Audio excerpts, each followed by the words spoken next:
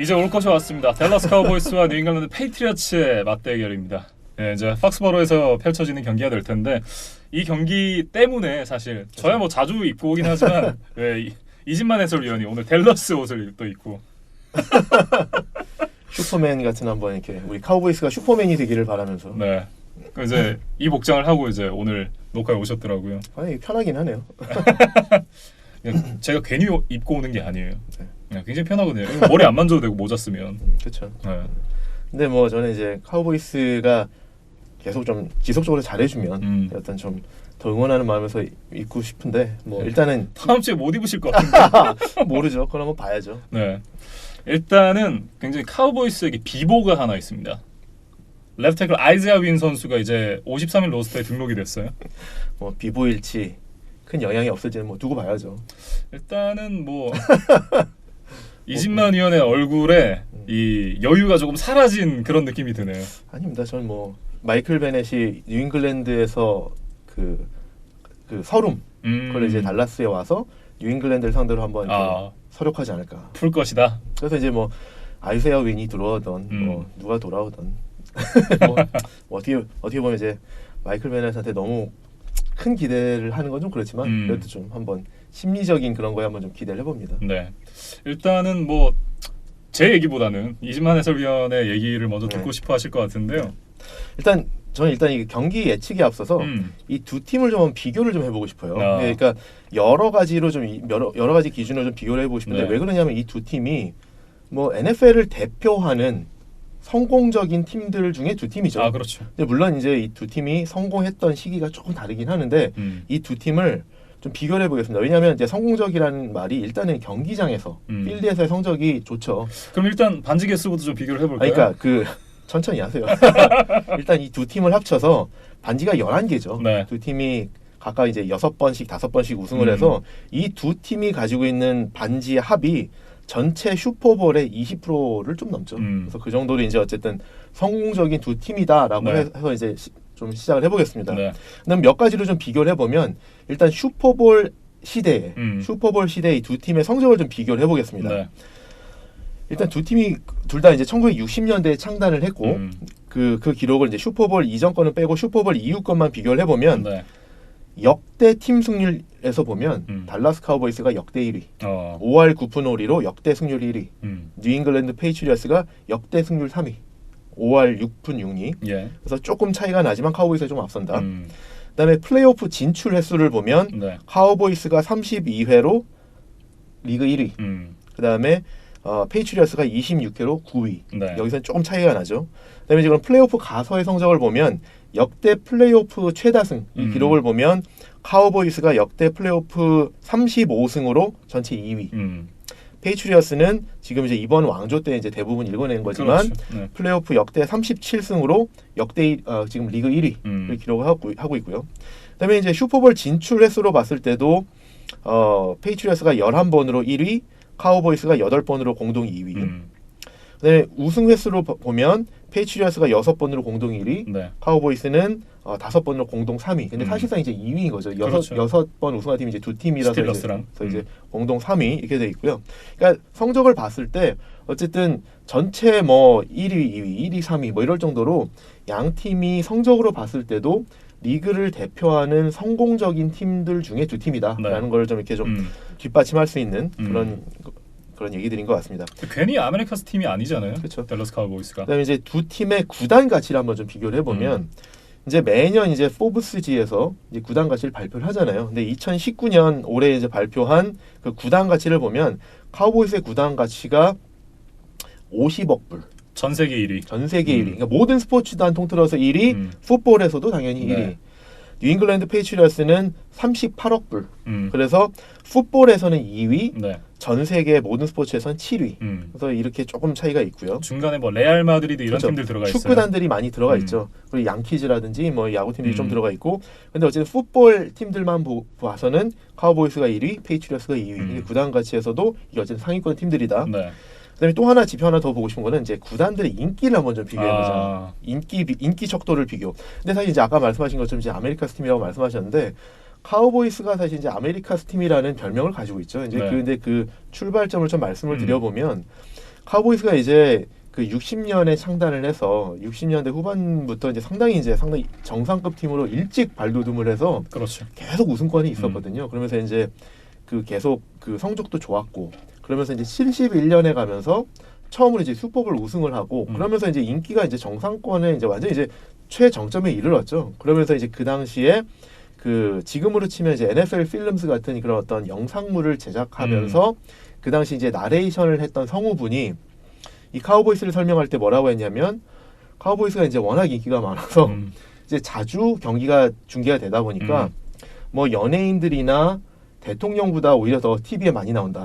그래서 그 정도로 그 미국 사람들이 전국구로 이렇게 많이 알고 있다. 인기가 높다. 그래서 아메리카스 팀이다라고 이 나레이션을 한 것이 지금까지 이어지고 있는 거죠. 그래서 그 아메리카스 팀이라는 그 닉네임이 그냥 붙어버린 거죠. 그러니까 그 어원이 그 성우분의 나레이션에서 온 그쵸. 거였군요. 그 70년대 그 어원의 그 나레이션에서 시작되는데 그때 이제 어쨌든 그 인기와 기량이 최정상권이었는데 그 후에 사실은 이제 인기는 계속 정상권이었고 그 기량은 조금 이제 그 후에 못했던 때도 있었지만 네. 90년대 이제 다이너스티를 이루면서 다시 이제 최정상권에 이르렀고 지금은 이제 뭐 90년대 그 다이너스티 이후에 잠깐 또 좀 이제 부침이 있었지만 지금은 네. 또 이제 다시 또 아주 정상이라고 말할 수는 없지만 어쨌든 뭐 플레이오프권에 있는 네. 지구 우승권에 있는 그런 정도의 팀은 된다. 근데 이제 그래서 이제 이 두 팀의 인기를 한번 좀 비교를 해보면 네. 두 가지로 좀 한번 말씀드릴게요. 이제 재밌는 거는 2017년에 구글 서치 횟수로 이제 조사가 된 게 하나가 있어요. 근데 이제 구글 서치로 이건 이제 구글에서 이제 조사를 한 건데 네. 어떤 팀의 그 서치 결과가 가장 많았느냐. 그래서 이거를 2013년 11월부터 17년 10월까지 딱 4년간 네. 월 평균으로 검색 횟수, 월 평균 검색했어요. 횟수로 봤을 때 사실 이건 이제 비교가 안 되더라고요. 압도적으로 카우보이스가 1위인데 월 평균 335만 번 검색되더라. 와. 1위. 그다음에 페이트리어츠가 3위인데 월 평균 122만 번. 거의 한 3배 차이 3배 정도가 차이가 나죠. 그래서 이제 이 지표로 봤을 땐 카우보이스가 1위다. 그다음에 두 번째로는 미국의 이제 에머리 대학교에서 NFL 팬덤 리포트라고 해서 발간을 한 게 하나가 있는데 이건 이제 세 가지 기준으로 팀별 인기 순위를 이제 비교를 해본 건데 네. 그 세 가지 지표가 뭐냐면 첫 번째로는 팬들이 본인 팀에게 돈을 얼마나 쓰느냐. 그러니까 뭐 티켓 비용, 뭐 의류라든지 이런 거에 네. 쓰는 비용이 얼마냐. 두 번째로는 소셜 미디어에 얼마나 팔로워가 많으냐. 그래서 트위터라든지 페이스북 팔로워 수. 네. 그다음에 세 번째로는 원정 경기에 같이 이동하는 팬 수가 어느 정도 되느냐. 진정한 팬이다. 그래서 이 세 가지 지표로 봐서 그 리그 전체 이제 팀들을 평가를 해봤는데 이 에머리 대학교의 리포트에 의하면 1위가 카우보이스, 그다음에 2위가 페이트리어스 이렇게 나타났어요. 그래서 어쨌든 이 인기를 비교해봤을 때도 뭐 구글 서치로 봤을 때는 1위, 3위, 카우보이스가 1위, 페이트리어스가 3위. 그다음에 그 에머리 대학교의 리서치 결과로 봐도 카우보이스가 1위, 페이트리어스가 2위로 네. 사실 인기로 봤을 때도 리그 정상권의 팀들이다라고 이렇게 말씀을 드릴 수 있을 것 같습니다. 그래서 지금 어쨌든 슈퍼볼 시대의 성적, 그다음에 구단 가치, 그다음에 인기 이 세 가지 척도로 봤을 때 이 두 팀이 다 지금 리그 최정상급의 팀들이다라고 말씀을 드릴 수 있을 것 같습니다. 지난 세기에 가장 성공적이었던 팀이 이 댈러스 카우보이스였다면 이번 세기에 가장 성공적인 팀은 이제 뉴잉글랜드 페이트리어츠다 이렇게 좀 얘기도 할 수 있을 것 같아요. 그렇게 말씀을 드릴 수 있을 것 같고요. 근데 이제 사실 슈퍼볼 시대 이후입니다. 그러니까 왜냐하면 슈퍼볼 시대 전으로 거슬러 올라가면 사실 이제 그린베이 패커스나 시카고 베어스나 뉴욕 자이언츠나 이런 팀들이 훨씬 더 성공적인 팀들이라고 할 수 있기 때문에 저게 이제 뭐 사실 이제 현대 풋볼로 끊어서 슈퍼볼 시대 이후로 이제 말씀을 드린 거고요. 그리고 어쨌든 이 두 팀의 이제 역대 전적을 보면 카우보이스가 7승 5패로 좀 근소하게 앞서 있는데 카우보이스가 처음 7연승을 했었고 지금 페이트리어스가 뒤에 5연승을 해서 7승 5패예요. 그러니까 이 두 팀의 성적이 트렌드가 확실히 드러나는 거죠. 카우보이스가 2000년대 전에 확실히 강팀이었고 2000년대 이후에는 페이트리어스가 훨씬 이제 강팀이다. 그래서 그전 시대의 왕조, 현 시대의 왕조를 그쵸. 이제 건설하고 있는 팀이죠. 그렇죠. 그런 차이가 좀 있다. 근데 사실 이거는 사실 이제 뭐 하나 좀 말씀을 드려보면 이 두 팀의 어쨌든 그 이제 왕조가 바뀌게 된 사실 이제 90년대 왕조는 카우보이스, 2000년대 이후 왕조 이제 페이트리어스잖아요. 근데 이 두 왕조가 바뀌게 된 계기가 뭐냐면 사실은 셀러리 캡이에요. 왜 그러냐면 그 어떤 게임의 법칙이라는 게 있잖아요. 네. 근데 셀러리 캡이 도입되기 전에는 누가 돈이 많으냐, 누가 딥파켓이냐, 그렇죠. 그래서 좋은 선수들을 많이 영입할 수 있느냐의 싸움이었거든요. 네. 근데 그때는 그래서 셀러리 캡이 없을 때는 카우보이스, 레드스킨스 이런 팀들, 그다음에 뭐 포리나이너스 이런 팀들이 좋은 선수들을 많이 영입해서 이 좋은 팀들 계속 유지해 갔죠. 네. 그래서 아마도 셀러리 캡이 없었다라고 그러면 카우보이스가 사실 90년대 왕조가 무너지지 않았을 거다. 아, 그게 꽤 더 갔을 거다. 그렇겠네요. 그럴 가능성이 상당히 높고 얼마나 갔을지는 모르겠지만 상당 기간은 더 유지됐을 거다라고 말씀드릴 수 있을 것 같고, 근데 셀러리 캡이 도입이 되면서 이제 게임의 법칙이 바뀐 거죠. 네. 그 다음부터는 그 셀러리 캡이라는 제한된 예산 안에서 어떻게 가장 효율적인 팀 빌딩을 할 거냐라고 이제 바뀌었는데 네. 거기서 가장 빨리 적응하고 그 시스템에 그 코드 브레이킹을 한 팀이 뉴잉글랜드 페이트리어스죠. 그래서 지금까지도 가장 효율적으로 그 시스템을 꿰뚫어서 팀 빌딩을 해오고 있는 팀이 뉴잉글랜드 페이트리어스이기 때문에 그 셀러리 캡 도입 이후에는 뉴잉글랜드 페이트리어스가 가장 지금 성공적인 프랜차이즈가 되고 있죠. 그 코드 브레이킹에는 사실 가장 혁혁한 공을 세운 사람이 지젤 번천이에요.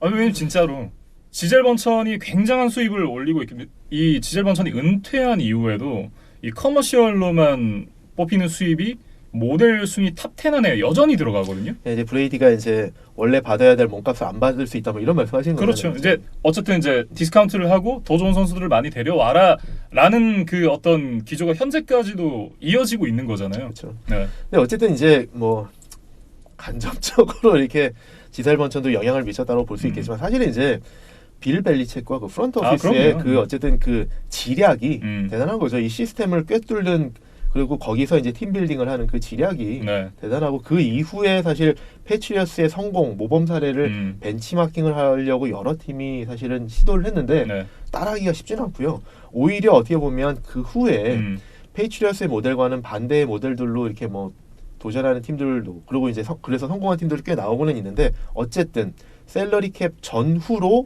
이 성공적인 왕조가 게임의 법칙에 따라서 좀 이렇게 좀 달라졌다. 좀 말씀을 드릴 수 있을 것 같습니다. 예. 일단은 본격적인 승부 예측으로 좀 들어가 볼까요, 그럼? 네네. 네. 그럼 일단 이 경기에 대해서 좀 예측을 해보면 일단 제가 카우보이스 입장에서 말씀을 드려보면 이렇게 말씀드리고 싶어요. 일단 기회는 왔다. 기회는 왔다. 근데 이제 무슨 의미냐면 카우보이스가 지금 시즌 내내 사실 성적이 아주 정상권이라고 말씀드릴 수는 없죠. 지금 이제 6승 4패로 지구 1위긴 하지만 뭐 9승 1패, 8승 2패 이런 팀들하고 지금 사실 비교하기에는 조금 무리가 있죠. 그래서 저는 이렇게 생각을 합니다. 카우보이스도 지금 뭐 플레이오프 경쟁은 펼치고는 있지만 이 모습으로 플레이오프 간다 그러면 사실은 크게 플레이오프에서 좋은 성적을 기대하기는 어렵다. 그래서 플레이오프에 가더라도 뭔가 모멘텀을 빌드업을 하고 지금과는 좀 다른 시즌을 좀 턴어라운드 할 수 있는 계기가 필요하다. 근데 그 계기가 뭐냐? 페이트리어스 같은 강팀을 상대로 해서 이기면 그게 만들어질 수 있다. 그게 사실 저희가 이제 지금 바로 올 시즌에 한번 그 사례를 이미 목격했잖아요. 볼티모어 레이븐스. 그렇지. 지금 뭐 무서운 기세를 펼치고 있고, 또 이제 사실 예전에도 좀 최근에 좀 히스토리를 좀 찾아보면 2005년에 피츠버그 스틸러스가 그때 당시에 이제 기록이 7승 5패였는데 그 당시에 이제 8연승을 하고 있었던 시카고 베어스를 꺾으면서 그 다음부터 이제 스틸러스가 무서운 기세로 플레이오프까지 전승으로 이제 갔었거든요. 그러면서 이제 6번 시드로 사실은 이제 와일드 카드로 플레이오프에 올라갔는데 거기서 이제 무서운 기세로 슈퍼볼까지 우승을 했어요. 그 모멘텀을 딱 타서. 그리고 또 그 2년 뒤인 2007년 뉴욕 자이언츠가 사실 슈퍼볼 우승을 했었는데, 그때 뉴욕 자이언츠가 어떤 팀이었냐면 조금 이렇게 이기고 지고 이런 걸 반복하면서 플레이오프에 간당간당한 이런 정도의 팀이었는데, 시즌 마지막 경기에서 그 시즌 전승을 했던 뉴잉글랜드 페이트리어스와 대등한 경기를 펼치면서 38대 35로 패했었거든요. 그래서 패하긴 했지만 그 경기에서 자신감을 얻어서 플레이오프에 가서 사실 1번 시드, 2번 시드를 원정에서 다 꺾고 슈퍼볼까지 가서는 페이트리어스를 만나서 페이트리어스까지 꺾고 우승을 했었거든요. 그러니까 이런 어떤 시즌 턴어라운드를 할 수 있는 그런 모멘텀 빌딩을 할 수 있는 기회가 왔다. 근데 사실 이제 말씀드린 것처럼 레이븐스는 이미 그런 상승세를 타고 있고 카우보이스도 이제 그런 기회가 왔는데, 어떻게 보면 이거 좀 이렇게 좀 제가 좀 너무 아전 인수일 수도 있는데 레이븐스보다도 어떻게 보면 더 좋은 기회다. 왜냐하면 이 모멘텀도 적절한 때 타야 된다. 왜냐하면 이게 모멘텀을 타더라도 이게 너무 오래 지속되기는 힘들다. 왜냐면 인간이기 때문에 네. 그 상승세와 자신감과 그 긴장감을 유지하는 게 너무 오래 유지하기는 힘들다. 그래서 지금 레이븐스는 조금 일찍 탔고 카우보이스는 지금 탄다 그러면 이제 나머지 6경기 치르고 그다음에 이제 플레이오프 가면 좋은 타이밍이 아니냐라는 네. 생각을 해봅니다. 그래서 어쨌든 이런 기회는 왔고 또 하나의 기회가 뭐냐면 지금 페이트리어스가 탐 브레이디도 인정한 것처럼 공격이 안 좋다. 네. 그리고 그건 제가 시즌 내내 말씀드렸었는데 계속 안 믿으시더라고요. 아니 안 믿는다기보다 네. 이제 브레이디가 그런 말을 없는 하니까. 걱정을 찾아서 한다라고 이렇게 말씀을 하셨는데 제가 시즌 내내 말씀드렸잖아요. 좋지 아니, 않다. 근데 이제 브레이디가 본인이 이렇게 말하니까 네. 더 이제 사실 이제 본인도 인정 뭐 약간 이런 거죠. 근데 어쨌든 그 타이밍에 지금 잘 만났다. 그러면 과연 기회는 왔고 타이밍도 좋은데 그럼 과연 그래서 카우보이스가 해낼 수 있냐?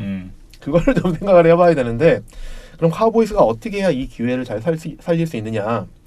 일단 이 덱 프레스캇과 이 카우보이스의 오펜시브 라인이 볼티모어 레이븐스와 라마 잭슨이 했던 것처럼 페이트리어츠의 커버 제로 디펜스를 읽어내고 대응할 수 있어야 된다.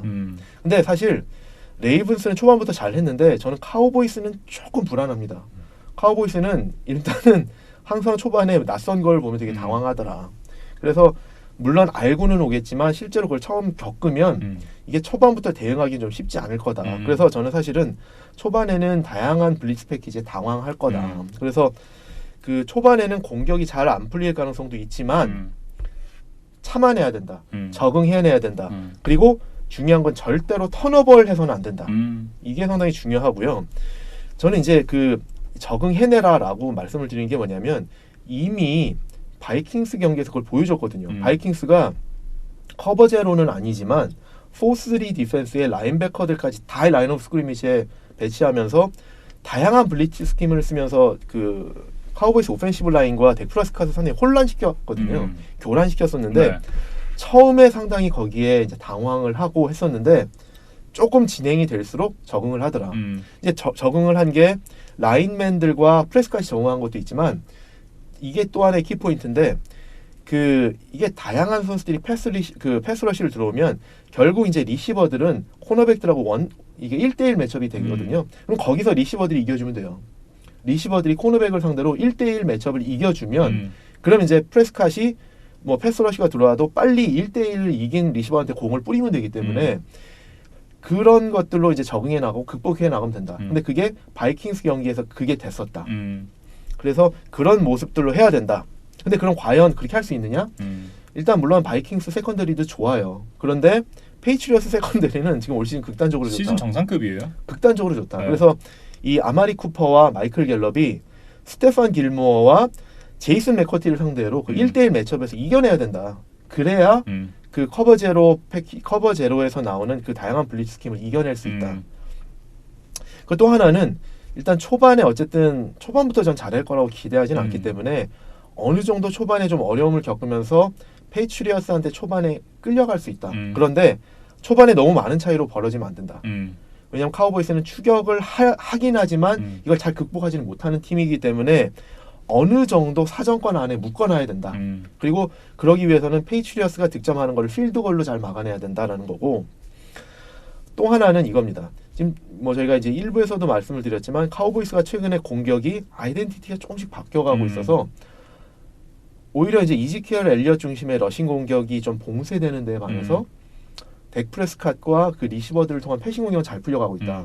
그런데 그거를 너무 원디멘셔널하게 가져가면 안 된다. 그래서 최근에 패싱 공격이 좋다고 해서 너무 패싱 공격만 하면 안 된다. 왜냐하면 상대방은 빌 벨리책이기 때문에 벨리책은 상대방이 잘하는 거를 거기에 적응해서 금방금방 잘 차단한다. 그래서 패싱 공격이 잘 되면 거기에 맞게끔 디펜시브 스킴을 쓸 거다.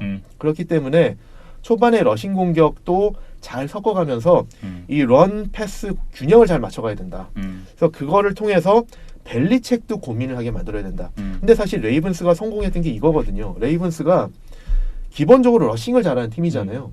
근데 패스를 풀어나가면서 패스와 런을 이제 적절히 섞어갔기 때문에 오히려 벨리책이 이제 상대방이 런을 할까 패스를 할까라는 걸 고민을 하게 만들었다는 건데 카우보이스도 그렇게 가야 된다. 그렇기 때문에 초반에 엘리엇이 묶인다고 해서 런을 버리고 패스만 해서는 안 된다. 그래서 저는 이렇게 어쨌든 카우보이스 공격 입장에서는 이렇고요.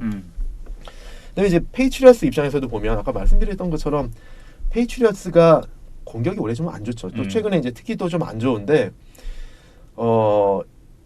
그 페이트리어스가 특히 올해 보면 이제 러싱공이 참 안 풀리잖아요. 소니 미셸을 비롯해서 이제 러싱공이 상당히 좀 안 좋고 아까 말씀하신 것처럼 이제 이번 주에 이제 뭐 아이세아 윈이 돌아온다고는 하는데 오펜시브 라인이 좀 취약하기 때문에 런 공격도 좀 안 되는 부분이 분명히 있거든요. 근데 그렇기 때문에 그 페이트리어스는 어쨌든 이 경기에 나올 때 본인들의 강점인 숏 패싱 경기 중심으로 나올 수가 있다. 아무래도 그렇게 좀 나오지 않을까. 네. 근데 그러면 카우보이스 세컨데리가 여기에 맞서서 잘 막아줘야 되는데 카우보이스 세컨데리가 좀 취약합니다. 상대적으로. 그래서 특히 이제 코너백 치도비 아우지에가 이번 시즌에 보면 상당히 좀 많이 뚫리고 있어요. 뭐 이제 상대방 공격진들이 보면 카우보이스의 넘버원 코너백인 바이런 존스를 좀 기피하는 경향이 있어서 더 그렇긴 한데 치도비 아우지에한테 공격이 많이 이제 가는데 그걸 적절히 대응을 못 하고 있다. 구멍처럼 이제 뚫린다라는 게 있고 또 하나는 이번 주에 이제 그 슬랏 코너백 브라운이 앤토니 브라운이 이제 부상으로 시즌 아웃이 됐어요. 그렇기 때문에 그 코너백 뎁스에도 문제가 생겨서 물론 이제 조던 루이스라는 또 다른 이제 슬랏 리시버가 있지만 앤토니 브라운이 빠짐으로 인해서 이 페이트리어스가 던질 다양한 숏 패싱 게임에 쓰일 그 웨펀들을 다 막아내기 좀 어려움이 생길 것 같다. 그래서 이런 부분들이 생겨서 페이트리어스가 어떻게 보면 이날 좀 패싱 공이 다시 살아날 우려도 있다라고 저는 좀 걱정이 됩니다. 네. 그리고 또 하나는 이날 경기가 지금 이번 이제 프리뷰하면서 계속 말씀드리지만 앞으로 이제 경기가 이제 겨울이고 뉴잉글랜드에서 펼쳐지기 때문에 추운 날씨에 만약에 눈까지 내린다 그러면 카우보이스 입장에서는 사실은 텍사스에서 온 팀이 그렇지. 이 뉴잉글랜드에 가서 이 추위와 이런 그 환경에서 경기하기가 좀 어려울 수 있다. 그래서 정리를 해보면 이성적으로 봤을 때는 페이트리어스가 이길 것 같지만 마음으로는 그리고 심장으로는 저는 카우보이스의 승리를 기원해 봅니다. 아니 기원 말고 이게 그래서 어떤 팀을 선택을 하시겠다는 거예요? 카우보이스를 선택하겠습니다. 그래서 어쨌든 이번 주에 중요한 키는 저 이제 이지키얼 엘리엇이라고 생각을 해요. 최근에 이제 부진했는데 이지키얼 엘리엇이 부활해서 그 공격을 런 패스 균형을 잘 맞춰가야 페이트리어스를 상대할 수 있다라고 생각을 합니다. 근데 어쨌든 카우보이스의 승리를 기대해 봅니다. 그러니까 저는 이제 뭐 어차피 저는 패트리어츠를 선택을 할 건데 거의 비슷한 생각을 했었어요. 이제 뭐 결론은 저는 그 패싱 디펜스에서 나오지 않나. 쿠퍼와 갤럽이 스테판 길모어와 이 제이슨 맥코티를 이길 수 있을 것인가. 사실 좀 쉽지 않다고 보여요. 왜냐면 지금 이 스테판 길모어가 진짜 이 리그 정상급의 셧다운 코너백으로 지금 성장을 했기 때문에 그렇죠. 일단 둘이를 거의 지울 수 있다라고 이제 저는 생각을 하고 있고 지우기까지는 좀 무리가 있지 않을까요? 네. 그리고 일단 이제 지난주에 은킬 해리 선수가 이제 데뷔전을 치렀는데 뭐 인상적인 데뷔전은 사실 아니긴 했어요. 근데 일단 데뷔전이라는 게 잘 하기 쉽지 않잖아요. 네, 그렇기 때문에 이제 두 번째 경기부터는 조금 더 긴장이 풀릴 것이다. 거기다가 이제 긴장이 풀려서 펌블을 하고 그러진 않을까요? 어림도 없죠. 펌블을 할 것 같다. 그리고 이제 아이세아 윈 선수가 합류를 하게 되면서 저는 러싱 공격이 살아날 가능성이 꽤나 있다라는 생각을 갖고 있거든요. 지난주 이제 시혹스와 49ers 경기를 보면 49ers 양쪽 주전 오펜시브 태클들이 빠져 있다가 네. 4경기, 6경기 만에 두 선수가 복귀를 했거든요. 근데 복귀한 두 선수들이 오히려 경기 감각이 떨어져서 시혹스의 패스러시에 더 무기력하게 당하더라. 네. 그런 전례가 있습니다. 아 근데 뭐 어차피 패스 러시에 당한다고 하기에는 그 탐 브레이디 선수의 이 릴리즈가 리그 정상급으로 빠르잖아요. 근데 그렇기 때문에 그거에 대해서는 크게 걱정을 하고 있지 않고 그 포켓만 잘 형성을 해준다고 한다면 뭐 충분히 가능성이 있지 않나. 우리에게는 에델만이 있기 때문에. 애들만 좋아하는 사람 아닙니까? 네, 에델만을 굉장히 좀 좋아하기도 하고 저는 그 50일에 슈퍼볼 끝났을 때 그 영상이 있어요. 아직 경기 안 끝났다. 다 꺼져라. 경기 끝나고 나서 들어와라 이런 얘기를 하는 장면이 있거든요. 오버타임에서. 네. 그 장면이 굉장히 인상적이었어요. 그러니까 뭔가 끝날 때까지 끝난 게 아니다. 방심하지 않겠다. 프로 정신이다. 네. 그러고 나서 이제 빌 벨리책이 들어와가지고 헤이 이러면서 들어오거든요. 근데 그때서야 이제 우승을 만끽하는 뭔가 좀 그런 부분들이 인상이 깊었어요. 네. 그래서 이제 줄리안 에델만 선수를 굉장히 좋아하는데 뭐 어쨌든 에델만이 정말 중요한 이 역할을 또 해줄 거라고 생각을 하고 있고 아무튼 이진만 위원과 저의 이제 뭐라고 해야 될까요? 이 자존심을 건 한판 승부. 자존심이라고 할 수 있을까? 아 자존심은 걸 수 없다. 아 자존심 걸겠습니다. 아, 달라스에서였으면 확실히 이길 텐데. 네. 아쉽네요. 아 참 일단 다음 주에 뭐 알겠습니다. 네. 다음 주에 이제 한번 또 봐야겠죠. 한 명은 울겠네요. 아, 그 갑자기 너무 행복해졌어요, 저. 다음 주에 이제 카우보이스가 7승 4패가 돼 있을 것 같은. 아, 7승 4패. 아 근데 그러면 이제 뉴잉글랜드는 네. 그 2번 시드로 떨어질 수 있겠네요. 아, 그렇죠. 지게 된다면요. 근데 그런 일이 안 생길 것 같은데. 이제 뭐 봅시다. 네. 또 다음 주에 이제 이진만 위원 특집 이 눈물이 주룩주룩. 네. 기대를 하셔도 좋을 것 같습니다. 네, 정리해 보시죠. 귀가 이제 굉장히 또 빨개지시지 않을까. 그 댓글 기억나시죠? 비트 주세요. 다음 주에 저희가 비트를 준비해서 오도록 하겠습니다. 네. 신남의 비트. 아, 그건 제가 틀게요. 네. 알겠습니다. 다음 경기는 이제 그린베이 패커스와 샌프란시스코 49어스의 경기입니다. 정말 이 전통의 명문 팀, 이 그렇죠. 두 팀이 만나게 됐는데 사실 이번 시즌에도 뭐 그린베이 패커스는 조금 이 정상급의 실력은 아니지만 여전히 이제 에런 로저스 선수가 버티고 있고 이 샌프란시스코 49어스 같은 경우는 이번 시즌 뭐 NFC 지금 1번 시드를 지키고 있는 팀인데 정말 이 전통의 명문 팀들 간의 맞대결인 만큼 이진만 해설위원이 굉장히 좀 많은 준비를 해 왔을 것 같아요. 네, 그렇죠. 네. 이제 두 팀의 관계를 좀 말씀드리고 싶은데 앞에 말씀드린 카우보이스 페이트리어스처럼 이 명문 구단 전통이 깊은 명문 구단들의 대결이기 때문에 네. 그리고 지금 말씀하신 것처럼 올 시즌 둘 다 성적이 좋아요. 그러면서 이 경기가 원래는 프라임타임 경기가 아니었는데 지금 프라임타임 경기로 배치가 됐죠. 네. 근데 어쨌든 그래서 이 두 팀의 승부 예측을 하기 전에 이 전통이 깊은 두 팀의 히스토리를 먼저 좀 말씀을 드리고 싶은데 일단은 이 두 팀 간에 얽힌 개인적인 관계들부터 좀 말씀을 드리고 싶어요. 먼저는 에런 로저스죠. 이제 에런 로저스가 사실 이제 캘리포니아 출신이고 캘리포니아 대학교도 나오고 네. 그러면서 이제 본인이 잘하면서는 49어스 팬이면서 조 몬타나, 스티브 영을 우상으로 삼고 이렇게 자라왔거든요. 그러면서 이제 본인도 49어스에서 뛰고 싶다라는 이제 열망이 있었는데 네. 그리고 사실 그런 기회도 있었죠. 2005년 NFL 드래프트 당시 49어스가 전체 1번 픽을 가지고 있었기 때문에 그 당시 이제 에런 로저스가 이제 드래프트에 이제 신청을 하면서 로저스가 꿈이 이루어질 수도 있는 상황이었고 그래서 그런 기대도 사실 많이 있었고요. 그런데 네. 이제 49어스가 1번 픽으로 에런 로저스를 뽑질 않고 알렉스 스미스를 뽑으면서 네.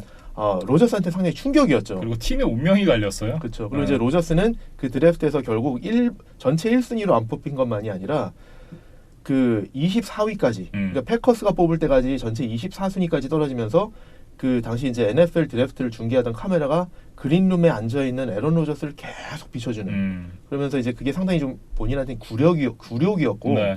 에런 로저스가 이제 그걸 계속 기억을 하고 있는 거죠. 그래서 안 좋은 기억이 있고 어쨌든 그 지금까지도 그 49어스에 대한 그런 좀 감정들이 있다고 알려져 있죠. 네. 그리고 이제 어쨌든 그래서 그 49어스를 에런 로저스가 이제 지금까지 8번을 상대를 하면서 역대 전적에서 이제 4승 4패를 하고 있는데 네. 이제 또 한 번의 기회를 맞이했죠. 두 번째로 이제 또 관계를 좀 말씀드려 보면 이 양팀 감독들 카일 셰너헨과 맷 라플러의 관계가 또 남달라요. 이 두 감독들이 감독이 되기 전에는 휴스턴, 워싱턴, 애틀란타를 같이 거치면서 같이 성장을 했거든요.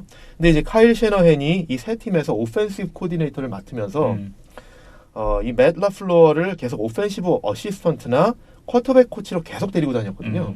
그러면서 이제 신뢰도 두텁고 친분이 상당히 두터워서 이제 오프 시즌에 같이 이제 가족 여행도 다니고 이럴 정도로 상당히 친분이 두터운 그런 사이인데 네. 이 두 젊은 감독이 이제는 이제 리그를 대표하는 명문 구단들 중에 두 팀의 이제 수장이 돼서 이제 격돌을 하게 됐습니다.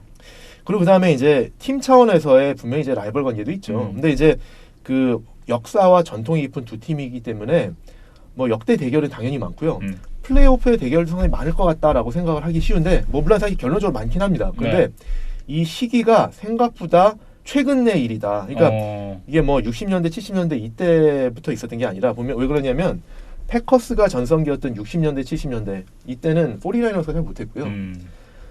그 49ers가 이제 전성기에 들어간 70년대 후반부터 80년대 이때는 또 패커스가 못했거든요. 그러니까 이 두 팀이 둘 다 동시에 잘해서 플레이오프에 붙은 거는 90년대 이후부터다. 근데 90년대 이후부터 상당히 자주 만났어요.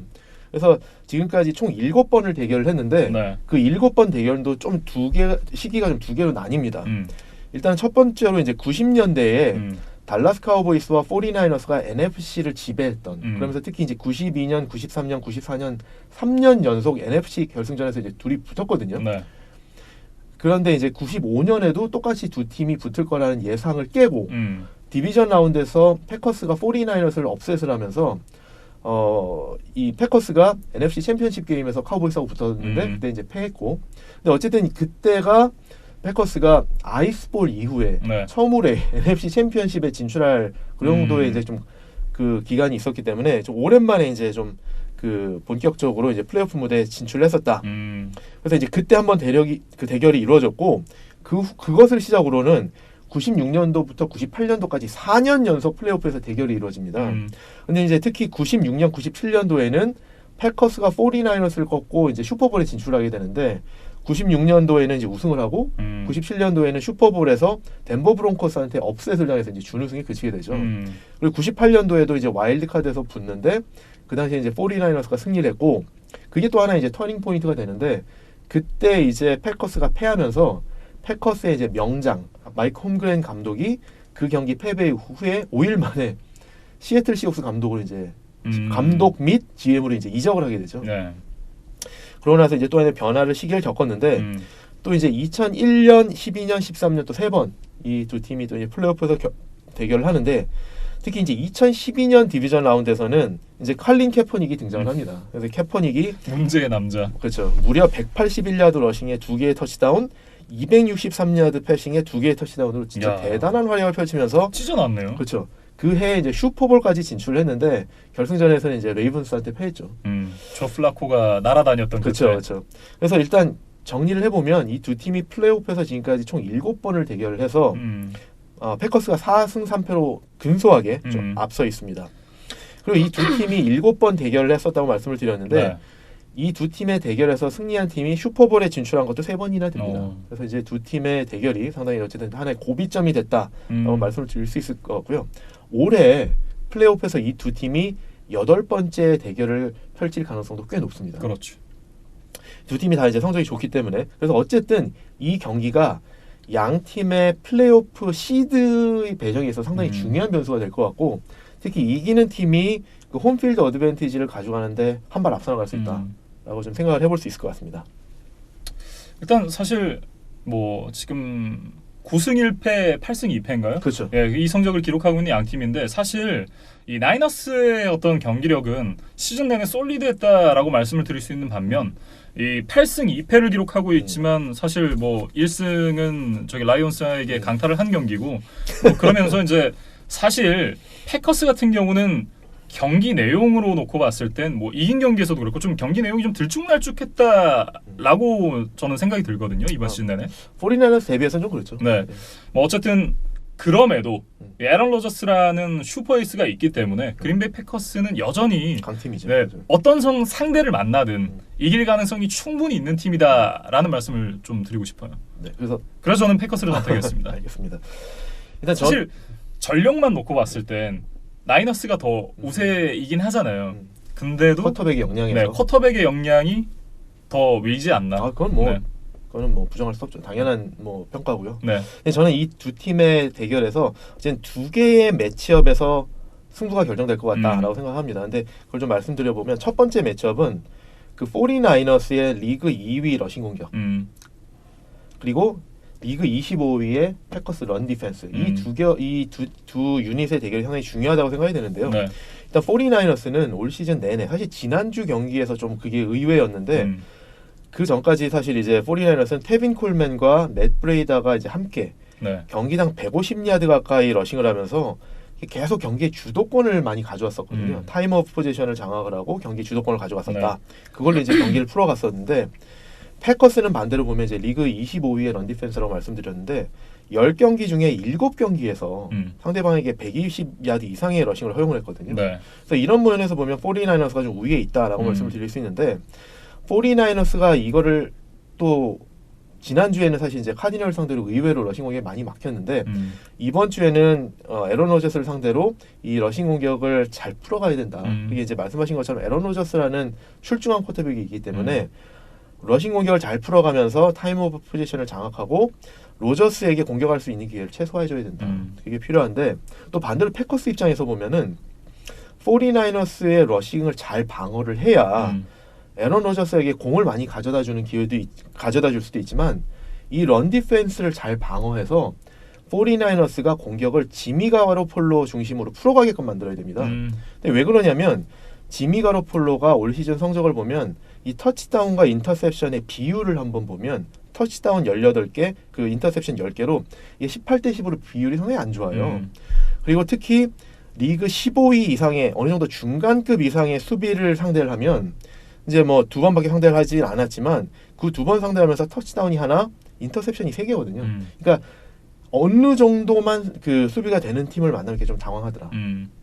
그렇기 때문에 그 패커스 입장에서는 49ers의 런 공격을 잘 막아서 이 공격이 지미 가로폴로를 통해서 진행이 되게끔 해야 된다. 네. 이게 하나가 있고 두 번째로는 또 이제 반대로 49ers의 프런트 세븐과 패커스의 오펜시브 라인의 대결이 중요하다. 근데 이제 왜 그러냐면 이제 지난주에 49ers 수비에 이제 설명을 좀 말씀을 드리면 이제 와이드 나인 포메이션에 대해서 말씀을 드렸는데 그러면서 이제 상당히 압도적인 수비를 올 시즌 보여주고 있거든요. 근데 거기에서 핵심이 프런트 세븐의 활약이다. 그래서 이제 올 시즌 보면 7개 색을 기록하고 있는 닉 보사, 8개의 색을 기록하고 있는 에릭 암스테드, 6.5개의 색을 기록하고 있는 디포드, 이런 선수들이 상당히 디펜시브 라인에서 패스러시를 잘하면서 49ers 지금 디펜스가 39개의 색으로 지금 리그 1위거든요. 그래서 그 정도로 패스러시를 잘하고 있는데 이게 디펜시브 라인맨들만 아니라 이제는 라인베커들까지 패스러시에 가담해서 상대방 쿼터백을 상당히 압박을 한다. 효과적으로 잘한다. 그런데 그럼 이들로부터 에런 로저스를 얼마나 잘 보호해줄 수 있느냐. 이게 그 패커스로서는 상당히 중요하다. 근데 이제 올 시즌 패커스를 보면 패커스가 색을 22개를 허용하고 있어요. 근데 이게 리그 12위거든요. 네. 그러니까 이게 아주 좋다고 말할 수는 없죠. 그리고 이제 최근 3경기를 보면 특히 최근 3경기에서만 색을 10개를 허용하고 있거든요. 그러니까 트렌드가 좀 안 좋다. 좀 부진한데 또 만난 팀이 49ers의 프런트 세븐이 막강하다. 그래서 여기에서의 대결이 상당히 좀 중요하다. 얼마나 막아낼 수 있느냐? 저는 오히려 이 부분이 굉장한 독이 될 수 있다고 보는 게 사실 패스러시를 많이 한다는 건 그만큼 뒷공간이 뚫린다는 얘기잖아요. 그렇죠. 근데 그러면서 이제 에런 로저스나 이 한창 좋았을 때 탐 브레이디 같은 선수들은 상대방 쐐기 들어오기를 오히려 기다리는 측면이 있단 말이에요. 그잖아요. 네. 그러면서 이제 뒷공간 뚫리고 그 사이로 패스 넣고 아마 그런 부분을 에런 로저스가 굉장히 잘 이용하지 않을까라는 생각을 저는 했어요. 그러니까 그 강한 패스러시 대 에런 로저스만이 아니라 그 오펜시브 라인의 대결이 중요한 그 변수가 될 거다라는 말씀이죠. 이제 그 외에 좀 요인들을 좀 보면 일단 그 49ers는 부상들이 좀 있어요. 그 타이드엔드 조지 키틀이 지금 2주 연속 못 나왔는데 이번 주에는 나올 가능성이 꽤 높다 그러고요. 또 러닝백 맷 브레이다 선수가 출장이 아직은 좀 불투명해요. 그래서 이제 이 두 명의 중요한 체스 피스가 어떻게 될지 아직은 모른다라는 게 있고 상대적으로 패커스는 건강하고 그다음에 바이 위크를 지금 거쳤기 때문에 상대적으로 많이 쉬었고 조금 더 지금 체력적으로 여유가 있다라는 부분이 있습니다. 그런데 앞서 말씀드렸던 그 두 개의 승부처에서 저는 이게 49ers가 조금 더 유리하지 않나라는 생각이 들어서 패커스가 좀 쉽지 않은 경기가 될 것 같다. 그리고 또 하나 말씀드리고 싶은 거는 뭐냐면 패커스가 중간급 이상의 수비를 하는 팀을 원정에서 상대를 하면 그것도 이제 2번밖에는 없었지만 상당히 어려운 경기를 했었다. 그런데 그게 누구냐면 한 번은 이제 베어스 원정에서 10대 3으로 신승을 했었고요. 또 한 번은 최근에 차저스 원정에서 26대 11로 대패를 했다. 그래서 이런 것들을 보면 원정에서 중간급 이상의 수비를 또 한 번 이제 만나게 됐는데 이제는 중간급 이상의 수비가 아니라 진짜 강한 수비다. 네. 그래서 이런 걸로 봤을 때 저는 49ers의 승리를 예상을 해봅니다. 네. 또 한 번 이제 예상이 갈리게 됐습니다. 저는 패커스의 승리를, 이즈만 위원은 나이너스의 승리를 예상을 했고요. 이제 마지막 경기 볼티모어 레이븐스와 LA 램스의 맞대결이 되겠습니다. 정말 레드핫 볼티모어 레이븐스와 어떻게 보면 뭐 지난주 승리를 거두긴 했지만 이번 시즌 지난 시즌보다 훨씬 침체된 경기력을 보여주고 있는 LA 램스가 맞대결을 펼치게 됐는데요. 네. 참 뭐랄까 LA 램스가 홈이긴 하지만 상대가 영 좋지 않다. 그렇죠. 이렇게 좀 말씀을 드려야 될 것 같습니다. 그렇죠. 그러니까 재밌는 거는 이런 것 같아요. 작년에 LA 램스를 상대하는 팀들은 저 화력이 좋은 LA 램스의 공격을 어떻게 슬로우 다운하지? 어떻게 막지? 이게 관건이었는데 네.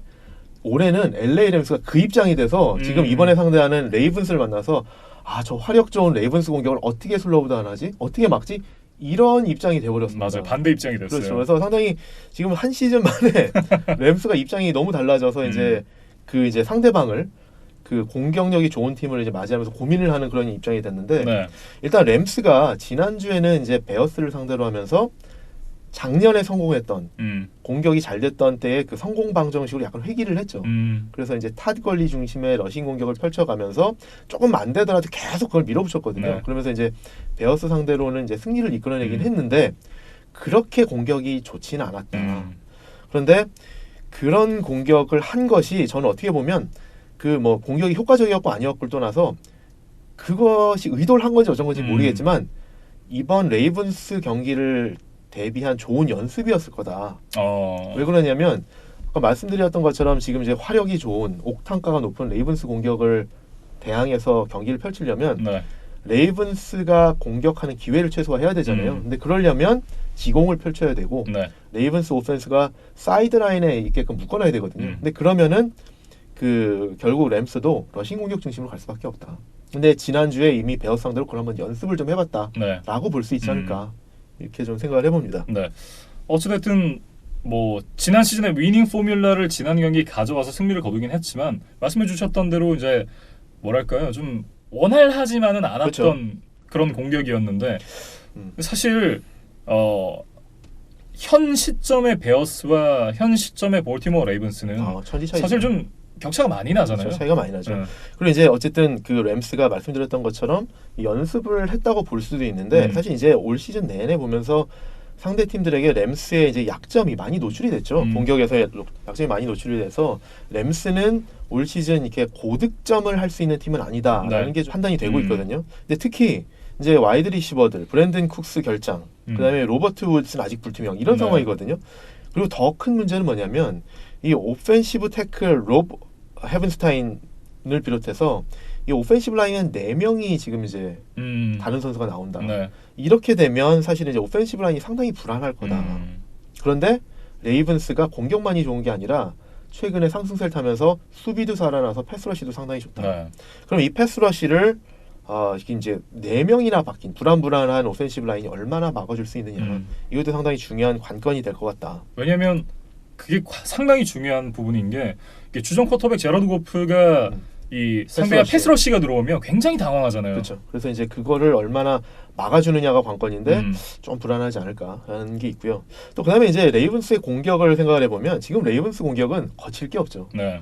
그리고 레이븐스가 지금 이렇게 잘하는 요인을 좀 뽑자 그러면 저는 이제 계속 이제 런 패스의 균형을 말씀을 드리는데 잭슨이 일단 러싱을 원래 잘하는 선수예요. 그런데 이제 패싱이 잘 되면서 패싱이 잘 되는 게 어떻게 나타나냐면 러싱 공격이 더 잘 되게끔 만들어준다. 균형이 잡히고 패싱이 되니까 상대방이 패싱 막으려다 보니까 러싱 레인이 더 많이 생겨서 지금 기본적으로 잘하는 러싱 공격이 더 잘 된다. 근데 그게 지금 사실 이제 지표상으로도 나타내고 있거든요. 레이븐스 러싱 공격이 리그 1위인데 압도적으로 1위입니다. 그래서 그게 얼마나 압도적이냐면 지금 레이븐스가 경기당 러싱 야드가 204야드거든요. 근데 2위에서 5위 팀들이 140야드대예요. 그러니까 2위 샌프란시스코보다는 무려 37%나 앞서 있어요. 1, 2위 갭이. 네. 그 정도로 압도적이고 그다음에 그러면서 이제 경기당 득점이 레이븐스가 이제 경기당 34.1로 압도적인 1위다. 근데 2위에서 5위 팀 득점이 어느 정도냐? 28.9점대자. 그러니까 그리고 이제 2위인 샌프란시스코가 이제 29.5점이기 때문에 이 득점에서도 레이븐스가 2위 팀보다 5점 가까이 앞서 있다. 그러니까 이 정도로 지금 페이스가 좋다라는 거죠. 네. 근데 그럼 램스 러싱 수비는 어떠냐? 지금 이제 램스 러싱 수비는 나쁘지 않아요. 리그 5위로 뭐 괜찮은 편인데, 근데 레이븐스를 상대했던 다른 괜찮은 런 디펜스들이 어땠냐? 휴스턴 텍산스가 지난주에 이제 레이븐스를 상대하기 전까지는 리그 3위였거든요. 네. 근데 레이븐스를 만나서 무려 263 혼이 났죠. 야드를 러싱을 허용을 했죠. 그러면서 이제 41점이나 내줬거든요. 근데 그 정도로 지금 러싱 디펜스가 좋고 나쁘고를 떠나서 지금 레이븐스 러싱 디펜스를 지금 막기가 어렵다.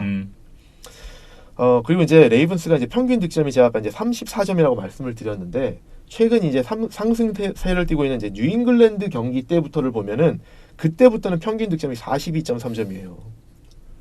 근데 그 같은 기간에 램스의 평균 득점은 17.7점.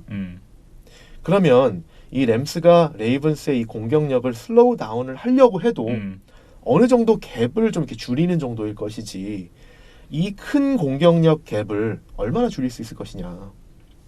저는 다 줄이지 못할 것이다. 그리고 꽤 차이가 날 것이다. 네. 그래서 저는 레이븐스의 승리를 예상해 보겠습니다. 저도 레이븐스의 승리를 예상을 했는데요. 진짜 매주 이 팀의 어떤 공격력이 점점 더 향상된다는 느낌을 주는 팀은 저는 보면서 처음인 것 같아요. 그렇죠. 왜냐면 보면 이게 몇 주 동안 이 데이터가 쌓이면 그 말씀해주신 것처럼 금방 이 대응책을 갖고 나오잖아요.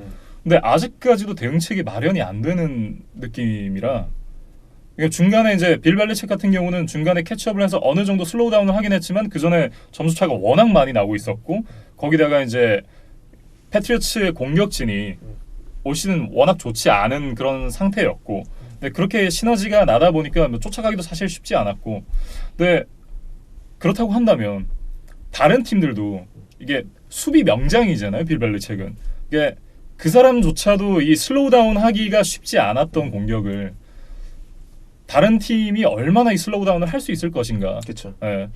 그 얘기를 하시니까 이제 갑자기 생각나는 얘기가 하나가 있는데, 마이크 타이슨이 네. 옛날에 이제 무슨 얘기를 했었냐면, 마이크 타이슨 전성기 때 뭐 상대방이 뭐 당신의 공격에 대해서 이렇게 대응할 거고 이랬을 때 마이크 타이슨이 뭐라고 말했냐면, 누구나 그럴듯한 계획은 있다. 그렇죠. 한 방 쳐맞기 한 대 전까지는. 맞기 전까지는 누구나 계획은 있다. 이런 얘기를 했거든요. 근데 사실 이게 그거거든요.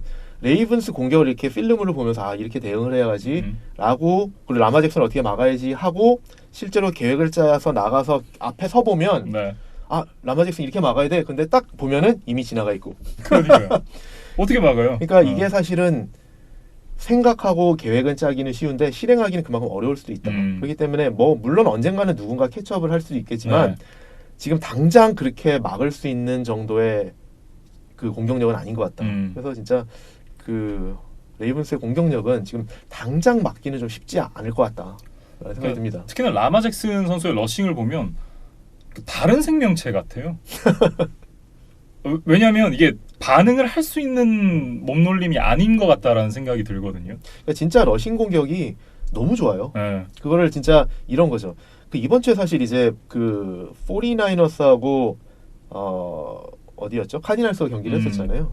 49ers 수비진들 중에 한 명이었는데 이런 얘기를 했거든요.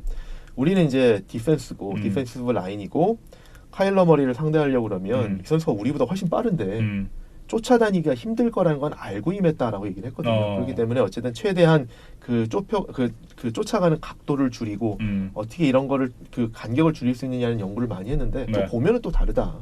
근데 이제 라마 잭슨은 극대치죠 그거에. 아 진짜 이건 알고도 못 막는 수준이에요. 그렇죠. 네. 그래서 뭐 지금 라마 잭슨을 보면 진짜 좀 거칠 것 없는 그런 공격인 것 같습니다. 네.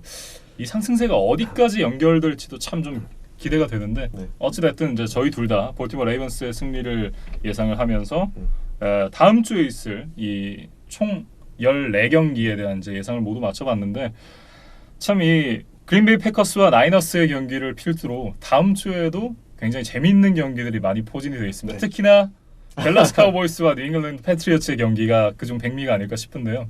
저희 둘한테는 특히 그렇고요. 어쨌든 이제 리그에서 봤을 때는 이제 49ers와 패커스 경기를 이제 썬데이 나잇으로 옮겼기 때문에 그만큼 이제 리그에서는 그 경기를 더 이제 흥행 카드로 이제 내세운다. 볼 수 있겠죠. 아무튼 이제 이렇게 이제 First and 15도 모두 맞춰보겠습니다. 저희는 다음 주에 First and 16 이 12주차 경기에 대한 리뷰 그리고 13주차 경기에 대한 프리뷰로 함께 돌아오도록 하겠습니다.